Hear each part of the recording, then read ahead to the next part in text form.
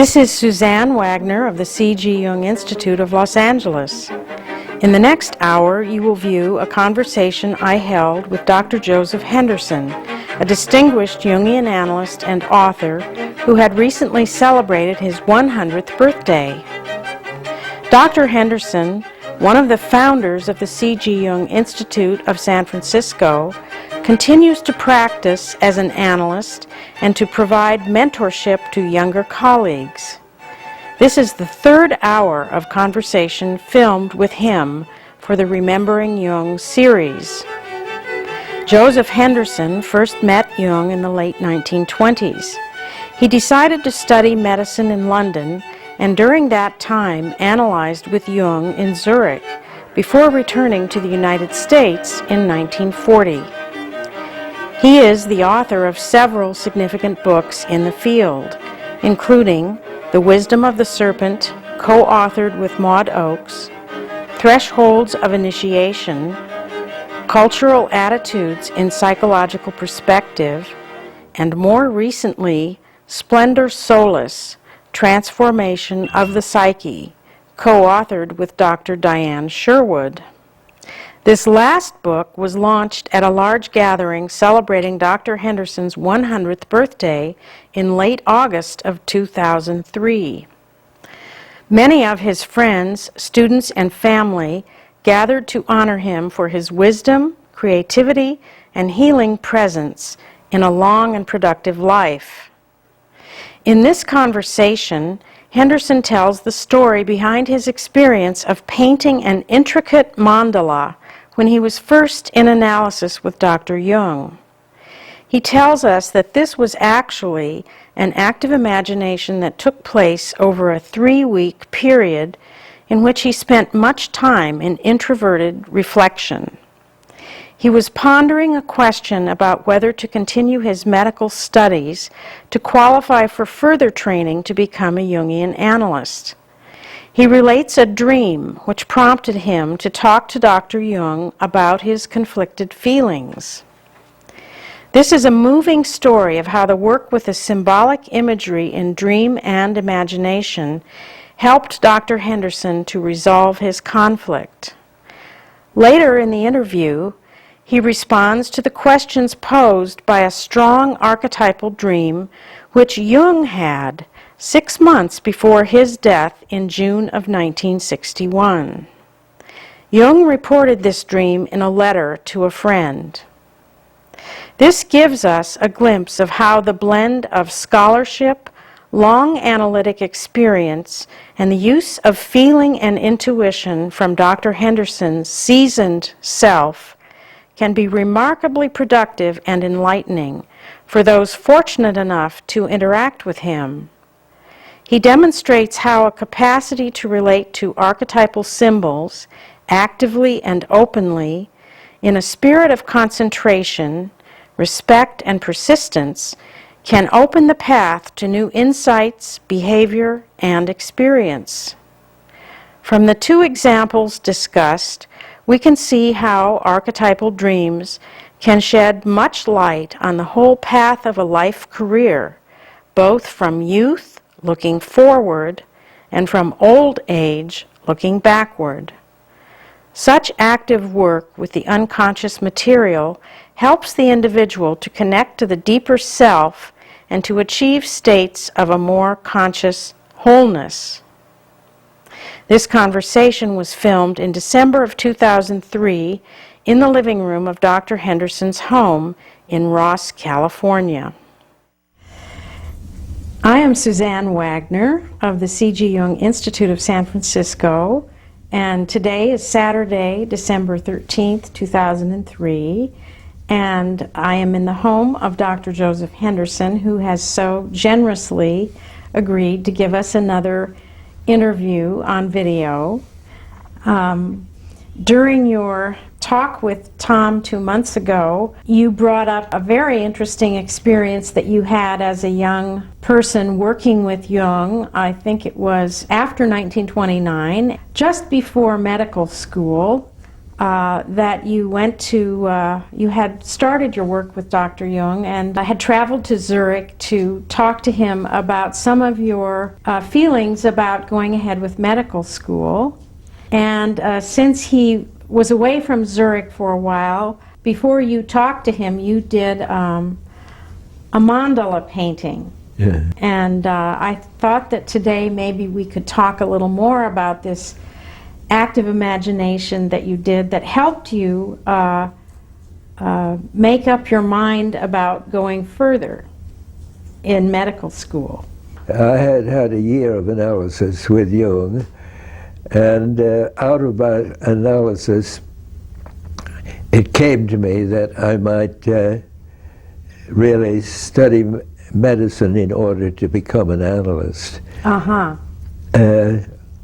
But I wasn't too sure of that, and so, but I did start, and I had a year of medical school, at the end of which I had a powerful dream that made me doubt whether I was doing the right thing, and that was shown in a painting that I did, that I wanted to get Jung's reaction to it, but he was going away for the summer, and so was Dr. Baines, and I was left wondering what to do with my dream. But I went to Zurich anyway and stayed in my room and did this painting for 3 weeks, and at the end of which Jung came back from his vacation, and I was able to show it to him and get his reaction. Actually, it had done its work. I no longer had any, as a result of interpreting my dreams and doing the painting, I realized that I could go ahead with my, take my examinations and hopefully get into the first year of medical school. I see. Well, if you would be willing, we'd like to take a look at this beautiful image and have you give us some of what you can tell us about the images that are in it. It has so much in it. The dream was that I saw a dark sea and on that sea a white horse was running, a very beautiful horse. And down from the sky came a black eagle, and the eagle saw that there was an artery in the neck, the back of the neck of the horse, and it went down and bit that artery, and the blood spurted up, and I knew the horse would die. Ah. And I had the impression that this was telling me that I probably would fail the examination I was going to take the following day, hopefully to get into the first year of medical school. But the next night I had another dream that seemed to be a continuation, and that was of a black eagle on the flat kind of fish. A black fish on the bottom of the sea. Oh, below the water. What? Below the water. Below. Uh-huh. So, but a snake with a red head came up and bit the fish in exactly the same place that the eagle had bitten the horse. So that made me feel hopeful, because that was a life-giving bite, and this was a death-dealing bite. And so I had then these two opposites, represented by the above and the below, and I thought that it might be that I had to sacrifice my wish to go ahead with my career, and that it was a mistake, and that was why the white horse might have represented my life that was in some danger. Ah, uh-huh. But then when I'd had the dream of the fish, I felt quite differently. I felt that fish needed to die. It was a sluggish, lifeless kind of creature that, and so that was a good thing to happen. So I was interested in the Mayan symbolism of the Mayan culture, and through a friend, and the year previous I had spent 2 weeks in the Hopi Indian country of the Southwest, and where I had seen a lot of artifacts of the Indian culture that suggested the Mayan culture originally. And so when I started to draw this picture, I wanted to find something that would have a centering effect, that would be stable. And I thought of the mirror of Tetzlipika, the god of war, had such a symbol, and it was said of his obsidian mirror that if you looked into it deeply enough, you would see your own self. So I surrounded it by symbols that I had seen or had fantasied while in the Indian country. So here's the obsidian mirror, and this jewel in the center is a made-up active imagination product, which made me put gold in the center and surrounded it with turquoise and coral jewels. Then I got to work on this. It starts here, goes over. It's what one might call transformation of the serpent. There's a serpent here and my imagination was that it needed transformation, needed to become activated. It's as though sort of dead in the picture. But when it was stirred into life, it goes over here and is going through a kind of change that is active and painful, but effective. And then it goes up here and becomes a feathered serpent coming out of a sun symbol. That is here now. The feathered serpent emerges from a sun. From a sun. And the sun symbol is divided into two. That I had in a previous dream, where it clearly had represented a life-giving symbol for me. It was as if I were dead and had to be revived in some symbolic way.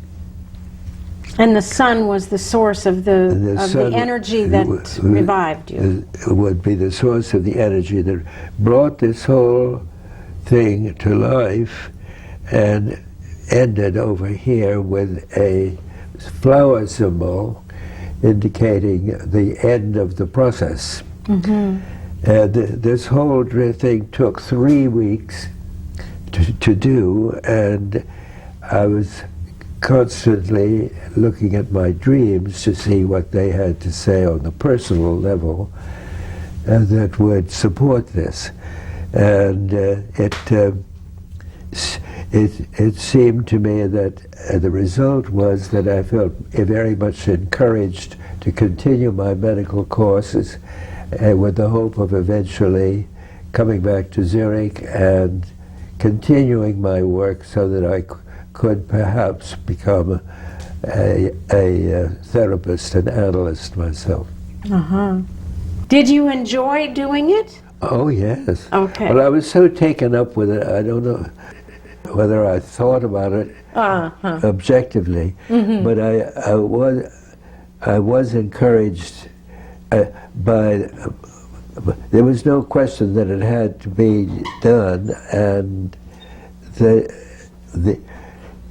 of course it was enjoyable at times, and it was also enjoyable to find out that I could interpret my own dreams without Jung being there. Well, that's an amazingly intense process, it seems to me, that it went on for 3 weeks, and you were in solitude a lot of that time. I did have one friend, Dr. Bain's wife, Carrie Baines, was my friend, was not an analyst, but she was married to Dr. Baines, who was an assistant of Jung's, and it was through him that I originally came to Zurich.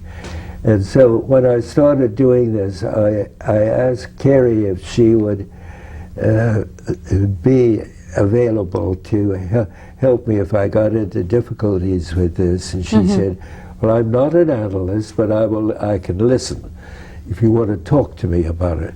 So I was talking to her to some extent, and that was helpful. But she did not try to analyze the situation. What she did do, which was more valuable, was that when Jung did come back from his vacation, she got him to invite us over to his house in Bollingen for me to show the painting to Jung, and Jung invited us to stay to dinner, and that was a great thrill for me. And can you say more about what Jung talked about with you when he saw this? He didn't say very much, but he did say that he was impressed with its decorative quality, and he said that this seemed to me more on the symbolism of the feminine. He said the regularity and the containment, the sense of containment on this side was as though it was symbolism associated with the archetypal feminine, the great mother or the great goddess. And this was more on the side of the masculine, a youthful masculine that needed further development. This was, as it were, almost finished. This was just beginning. And so I went back to London with those words to understand more. And it worked out that I was able to take the examination and pass and get into medical school. So in your outer life, this difficult passage into medical school was definitely supported by your encounter with the unconscious, and you're working with it so actively. Yes. Because what I can hear in this process is so much concentration on your memory of your impressions of the Hopi people and the Mayan before them, the effect of their symbols on you, and then bringing it to bear on your present situation, and gathering, as if gathering from your own experience, these images, the obsidian mirror, the turquoise jewel.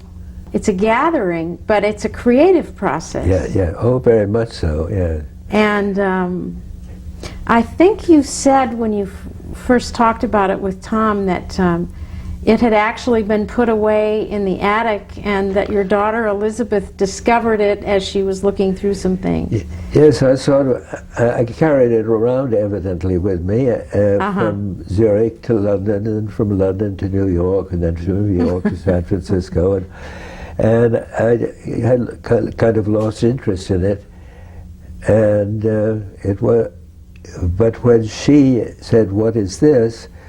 I began to see that it still had a communication, something to communicate to me, and I was glad to see it. And then immediately, various other people said, "You must preserve this," and Tell us what it meant to you. So that's what I'm doing now. That's wonderful. I'm so glad that you did keep it with you all those years so that we could share a little in the experience. I did many other drawings after this. You did? But this was the first one. In the case of my dream, the white horse was killed by the black eagle. I understood that to mean that I had to give up a too simplistic way of looking at the unconscious, as though it were too easy, and it was going to be much more difficult than I thought. I mean, I'm tempted to suggest an initiation into a longer suffering cooking process. Yes. Maybe learning Absolutely. about that. Yeah, well, that was certainly true of me. I still had a long way to go before I would finish my analysis and become an analyst. But what came out of this drawing was that I felt that I could do it. If I followed the symbolism that told me where I was at that time and in the next few years. Well, it's an amazing thing to have your experience of first the dream of the killing of the white horse, something happening just for you to witness and setting up fear, and then soon after that another dream with another killing, but this having such a different meaning. It's as if you learn that if you just sit still and receive the movement of the psyche, which was so active, it's teaching you about death and rebirth. Oh, absolutely. The central archetype of this painting is death and rebirth. It's clear as day. And I didn't know a thing about it. It was coming out of you. It was coming out of me. And can you talk about these figures at the bottom here, Joe? The separation of day and night. These figures. This is the sun god, and this is the moon goddess, and this is the separation of day and night. I just copied them from the codexes of the Mayan codexes. I had a book with those codexes illuminated, and so all I had to do was just trace them. They're very elaborate, very beautiful, very impressive.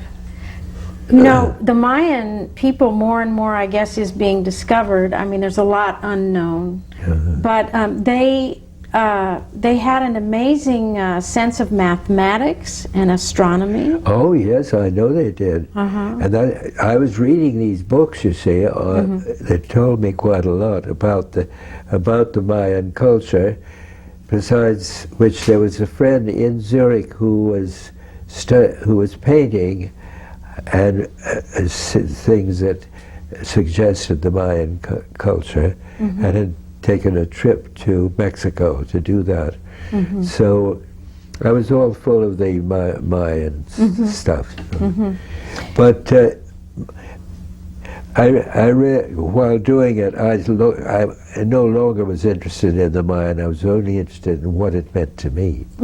After this point, it became. After this finished my interest in that particular vein. Well, it is so interesting how symbolic images come alive to us from some personal experience, visiting the Hopi or reading about the Mayans.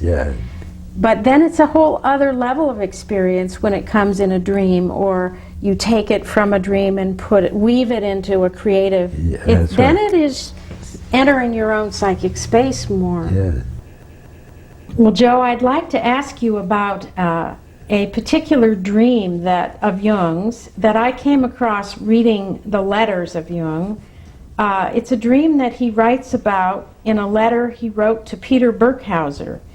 And I'm thinking you might have known Peter Burkhauser, who was, I understand, he was a painter in Switzerland and must have had something of a close relationship to Jung because Jung wrote to him about one of his own dreams. And I'd like to read you this very interesting dream and try to explore a little of the meaning that might be there.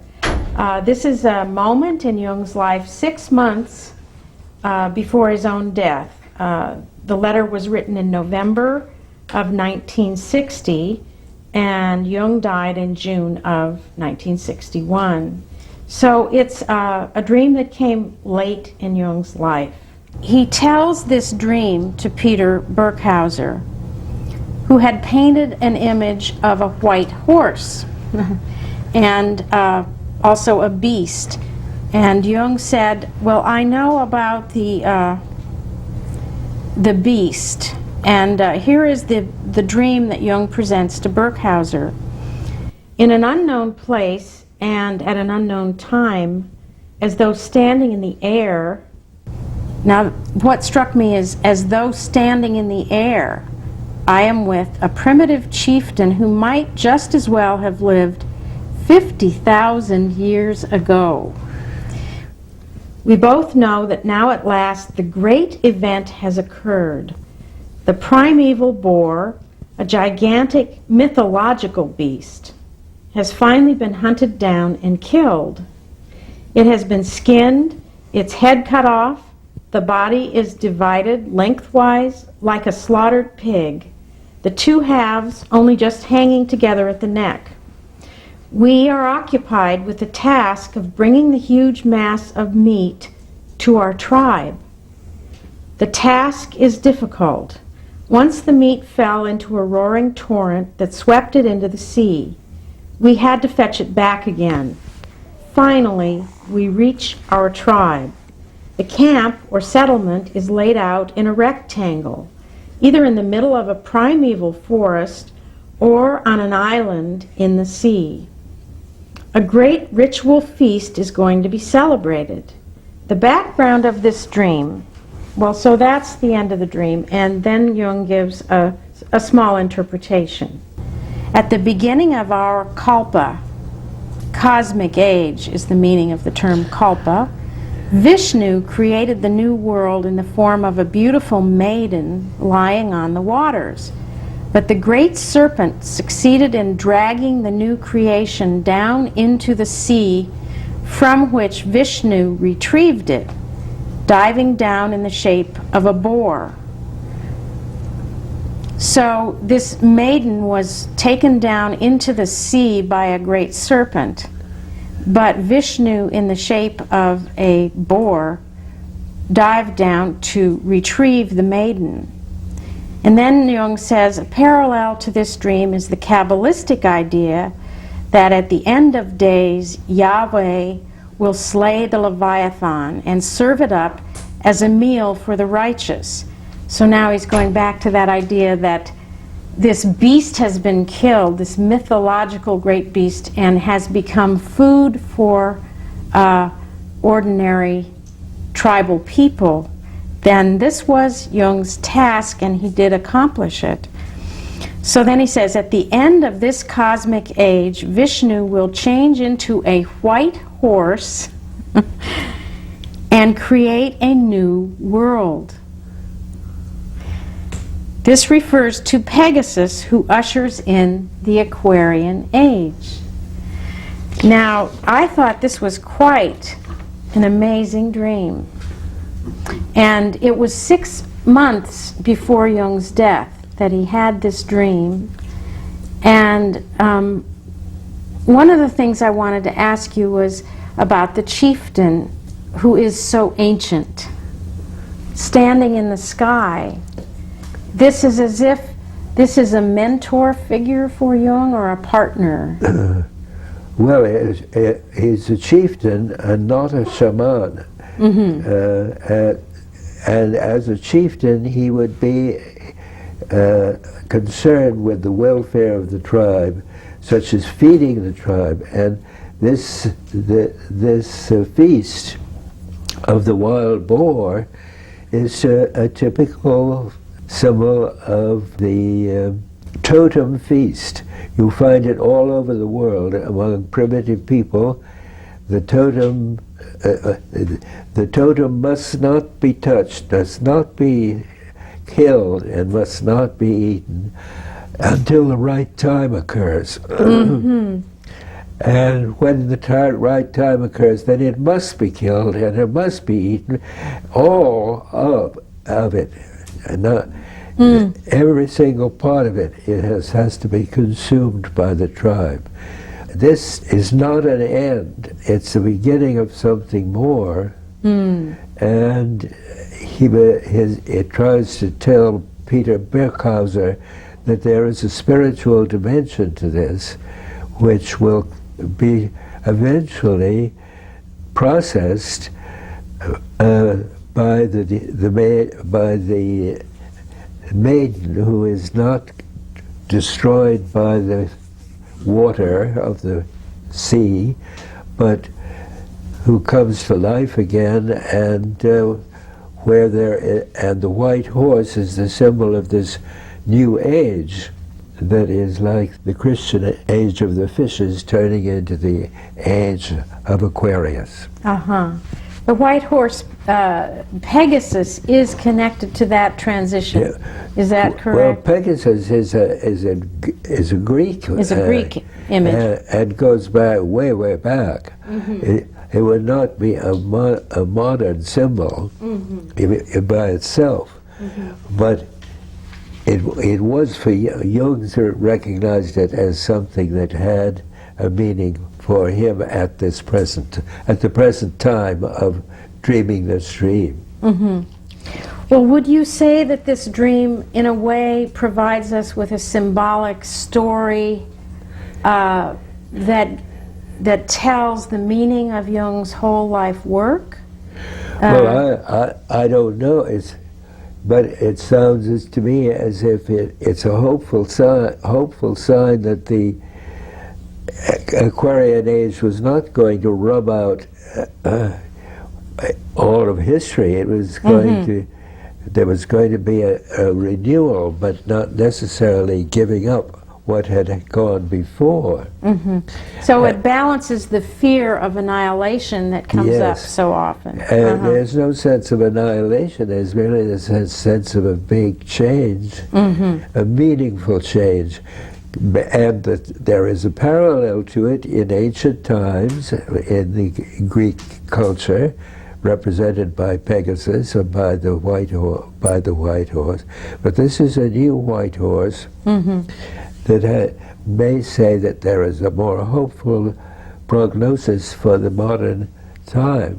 And I often think that you see, at that time, Jung was quite depressed about the state of Europe. He felt that there was bound to be a war between Russia and America, and he was one of many people who felt that they were just waiting for this war to break out, and Jung was very much affected by that, and I often wish that he could have lived long enough to see the Soviet Union go down and a new age begin. Yes, so his death was in '61, and it took a little bit longer. I mean, the Soviet Union didn't come down until about '89 or something. That's right. Yeah. So he was concerned about the tension of conflict in the world. Oh, very much so, yes. Yes, Perhaps that was also happening in this dream for him weren't you telling me at one time that he was also doing one last project, the book Man and His Symbols? Absolutely. Uh-huh. And he was reluctant to do it. September of that year, we were told that those of us who had been chosen to contribute to the book would meet at Jung's house if Jung was able. He had been ill and even had to be brought back in an ambulance from his holiday in the mountains. Ah. And we thought that he said, I think you'll have to write the book to those of us. I probably won't be able to do this. But we did all meet at his house with the editors, Doubleday editors, and an English editor. And Franz was active in talking to them and making arrangements. And Jung did not come downstairs from his study. He stayed upstairs. We didn't see him at the meeting.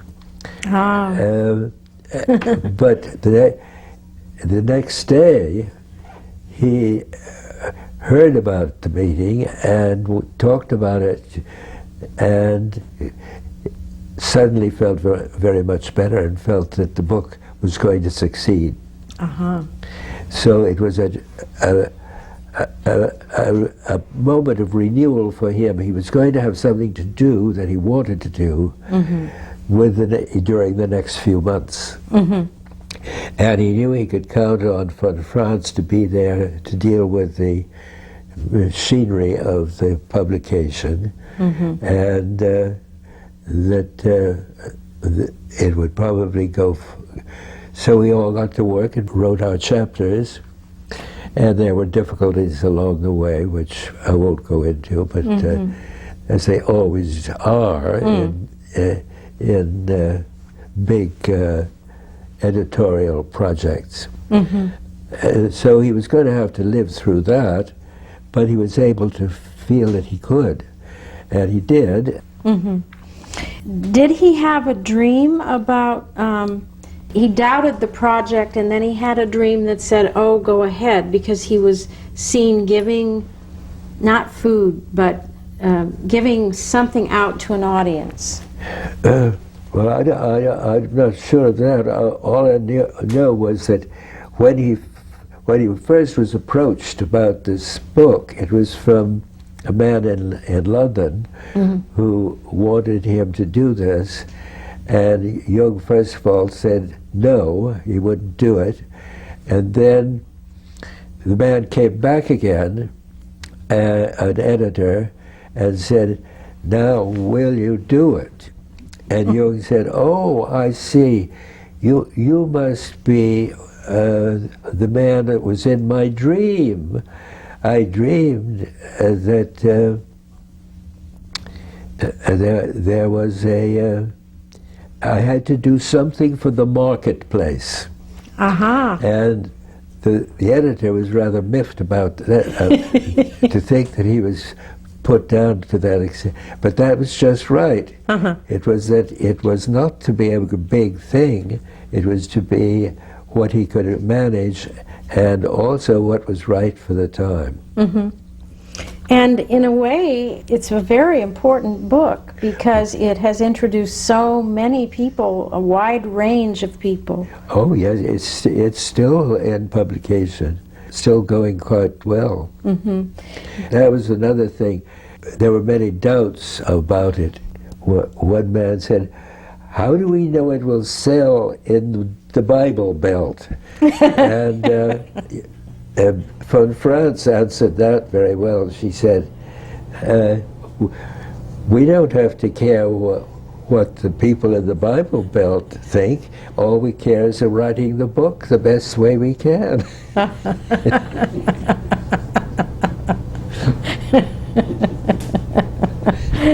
An answer to the person marketing. Yeah.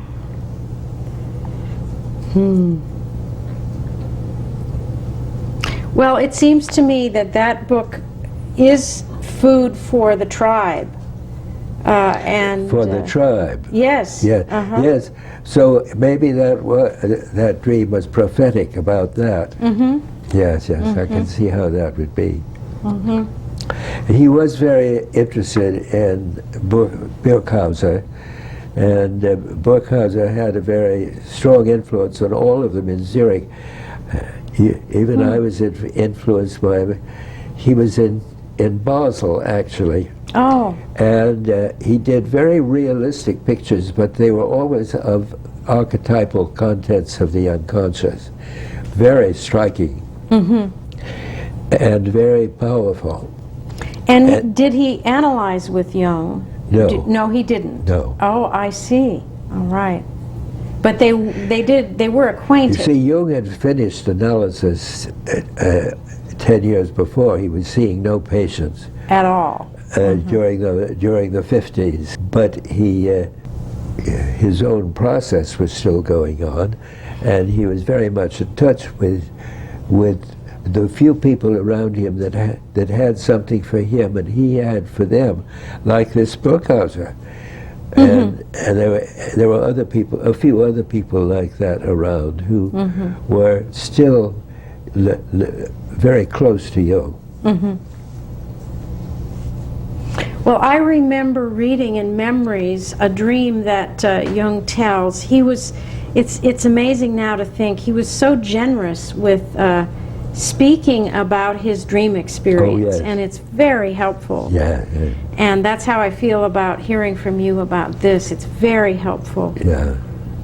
He had a dream that he speaks about in Memories of a frozen landscape, and this was during the build-up. It was in 1913, just before World War I broke out.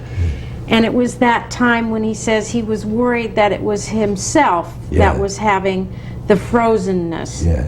And then he saw fragments and chaos and bloody, dismembered rivers of blood, and he thought it might be his own illness, something coming that would take him over from the unconscious. Yes, he thought, I'm going to be schizophrenic. And he said, since I'm going to be schizophrenic, I might as well write down as carefully as I possibly can all the stages that I go through, so that people coming after me will understand more about that kind of illness.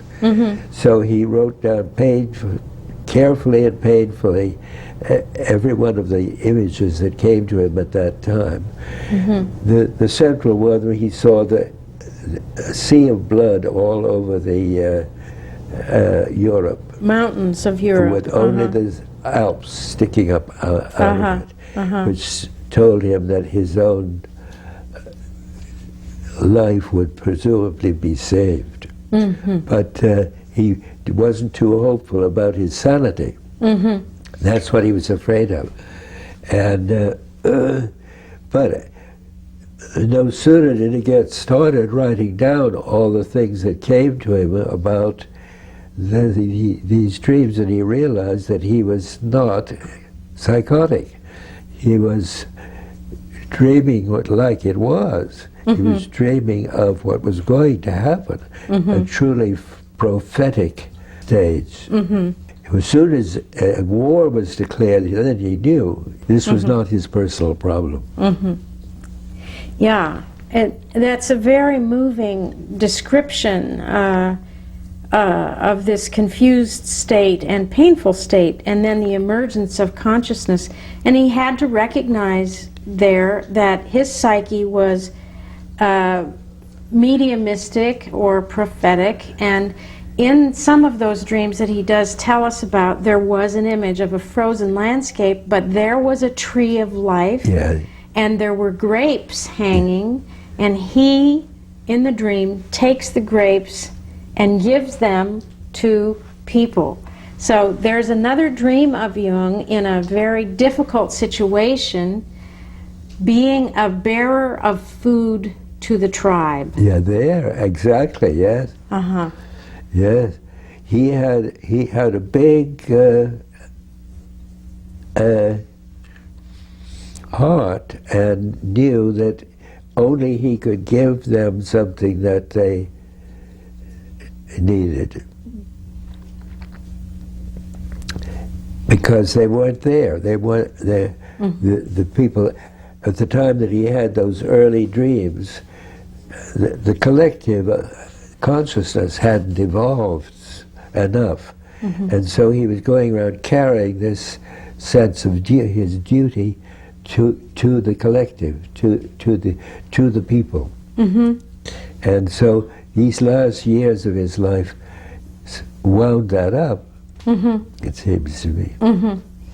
Yeah, and it's as if all through his life the psyche kept bringing him more tasks. Yeah, yes. But he was able to meet these tasks and bring food to the rest of us from what he went through.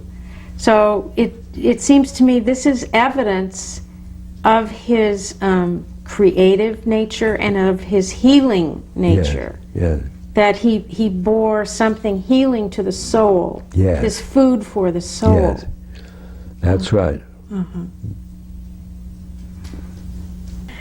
And back to your experience of the serpent here, perhaps there's a really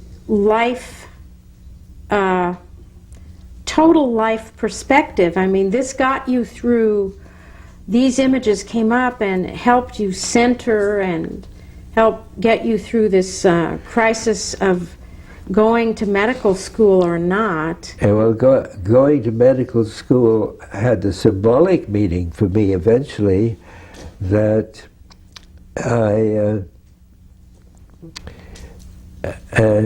really needed to stay in Europe that long enough to finish my analysis. That was a big decision that I had to make. Yes. And I had, fortunately, my father was able to help me financially with that. Otherwise, I wouldn't have been able to do it. But I felt how important it was to finish an analysis, not just start it, but finish. See it through. See it through. Was your father pleased or not, or about medical school? What did he think of your... Yes, he was very. He said, "This is the first sensible thing you've ever done, because it'll give you a livelihood." He didn't see that it had any psychological meaning at all. He was a bank president, and he saw it as a practical move. He saw it in terms of money.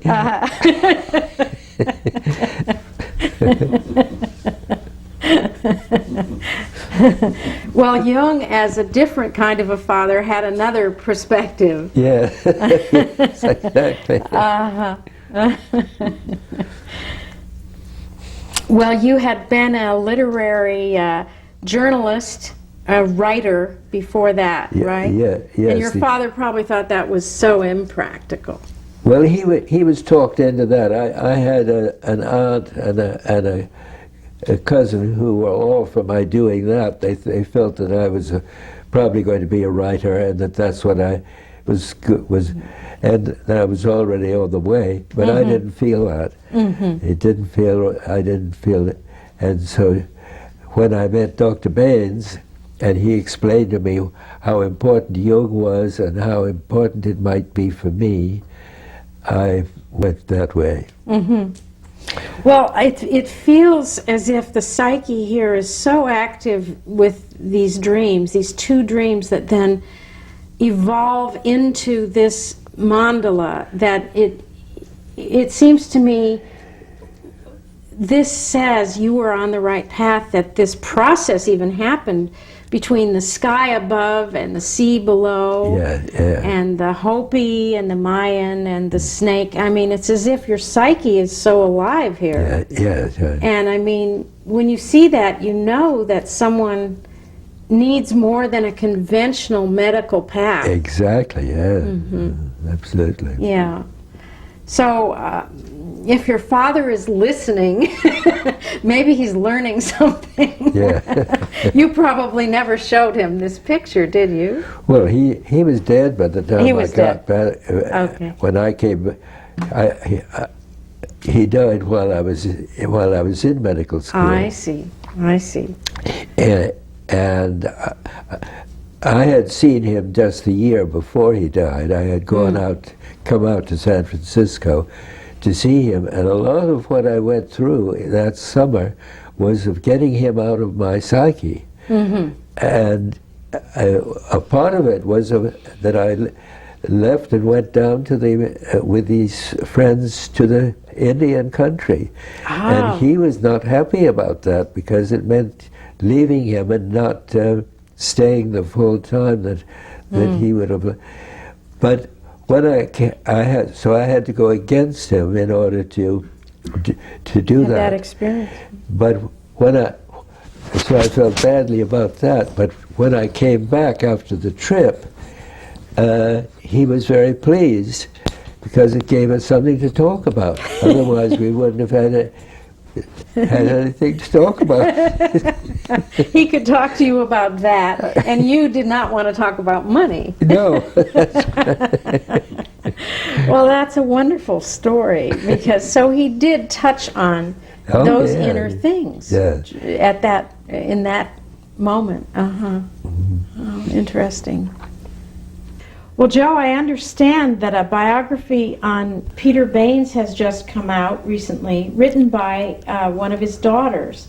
And I wondered if you could talk a little about that book. It's called Jung's Apprentice, which I think is a very good title, because it doesn't identify him as being totally Jungian. He was very much himself, and there were many times when there were difficulties between him and Jung. But this gives a very nice account of here's a picture of me and and Carrie Baines and her sister and someone else had a ski resort. The first year in Zurich, I went with the Baines to a ski resort. And that was great. His whole family was there. His two first wives and his children were no problem about their being two different wives. Having three different wives. He had three. One had died. One had suicided.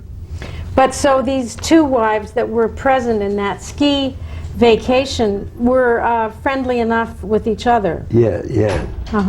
Was that 1929, Joe? Yes, that was 1929.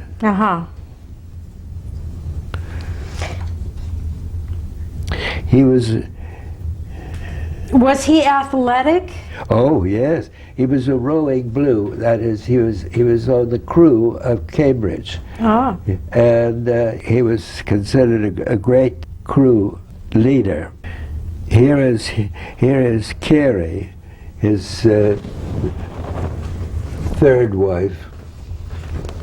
Now, Carrie Baines had something to do with the I Ching. Well, she translated the I Ching into English. Yeah, that's a big job. Oh, it was a big job. Jung advised her to do it, and she did it very thoroughly. Richard Wilhelm translated into German from the Chinese, and she simply translated his translation into English. Into English. I see. German to English. Yeah. Each one a difficult task, really. Each translation. So she was the one that you consulted with around this making of this painting. She became a real friend, and I was a friend of her and her daughter and her sister. They all lived together in Zurich. Mm-hmm. Did I read somewhere that they were from the South? Oh yes, they were from Kentucky. My goodness, Southern American women. But they weren't Southern. They weren't at all Southern. They weren't. You didn't feel that they were. They were basically very. They didn't speak with a Southern accent. But they were Southern, and they evidently came from a very wealthy father and mother. But they both spoke German thoroughly. The father was German. And so that was one reason why she translated Jung's, she and Baines translated Jung's first works because they knew German. Do you know where she was educated? Carrie Baines, did she get an education in Europe or in America? I don't Can know. you remember?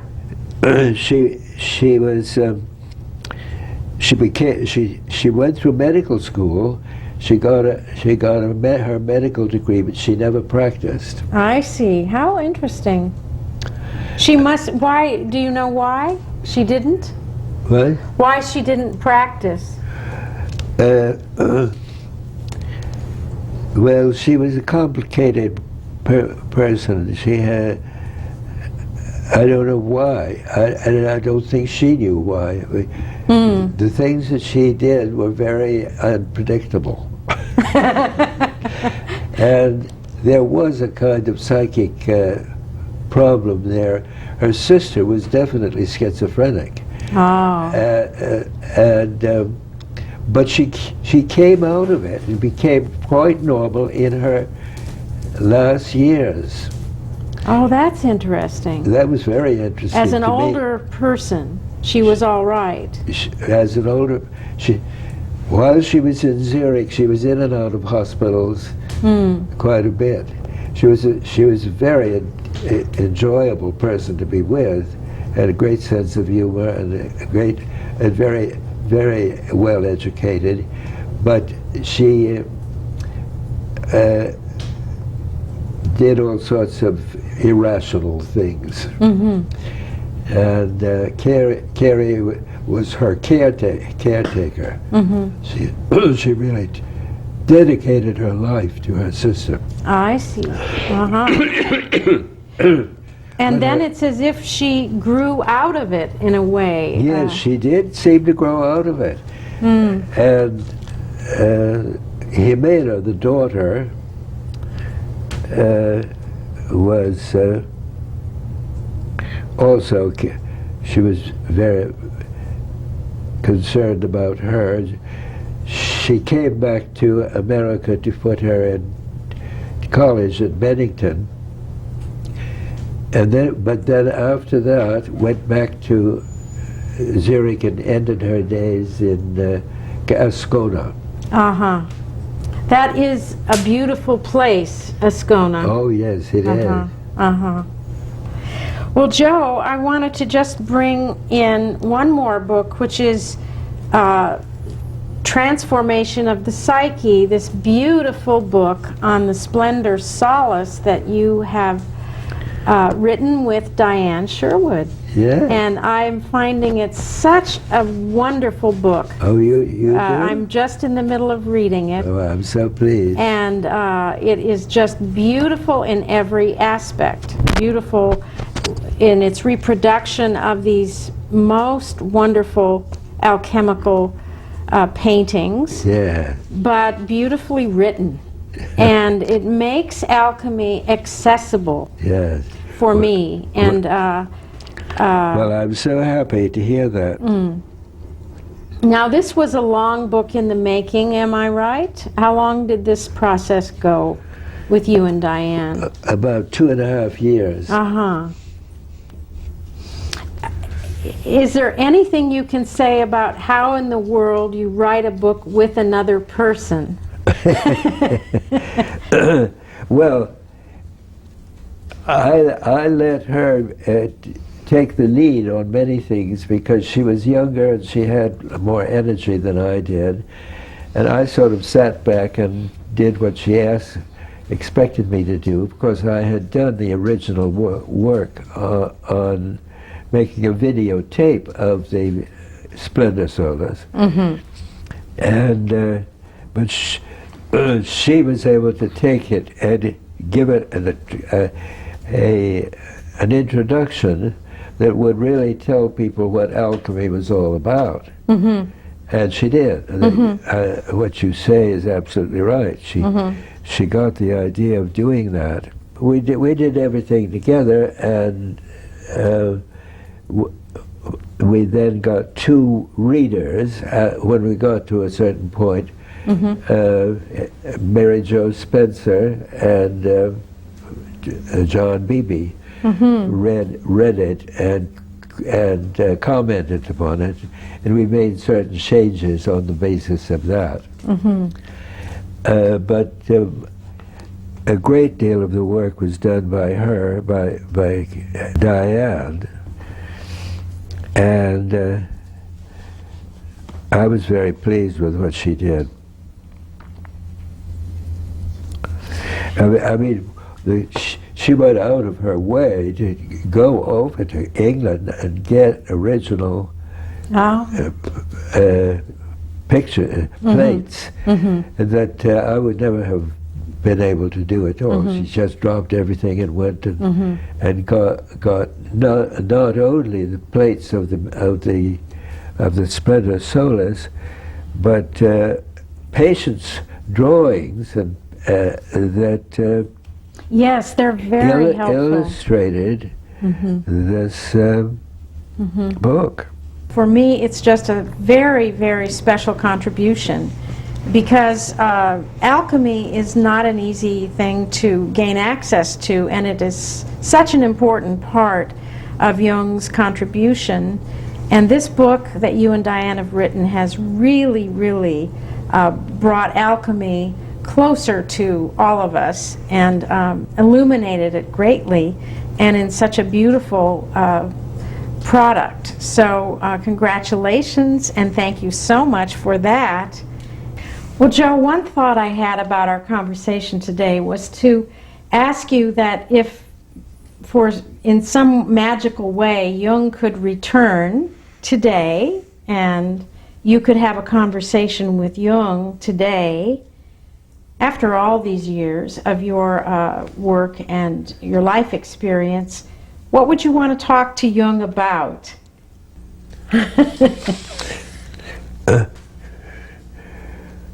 Well, I think I would just feel very happy to see him. He was a good friend. My last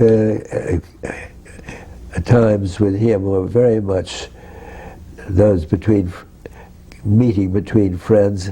I remember what he talked about the last time I saw him. He invited me for lunch, and after lunch he said he wanted to tell me something that he as a particular interest that he had, and it was the flying saucers. And so he spent an hour and a half talking about flying saucers after lunch, and and then he went upstairs and said goodbye. So there was nothing psychic. That was not psychic. That was just his interest was very much out in the world, and in the things that came to him. That must have been a surprise for you to hear that was on his mind. Flying saucers. Then he did write about it, I think. And then he showed me the little carving he had made in honor of Tony Wolff in the garden.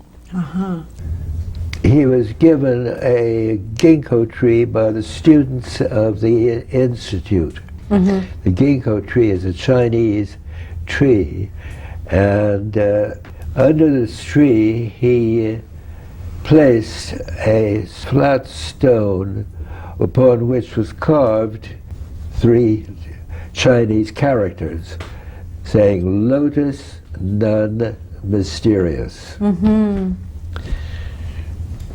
And so these must have been experiences of her. Experiences of him about her. Mm-hmm. I think different aspects of the anima that he associated with her, his own projections.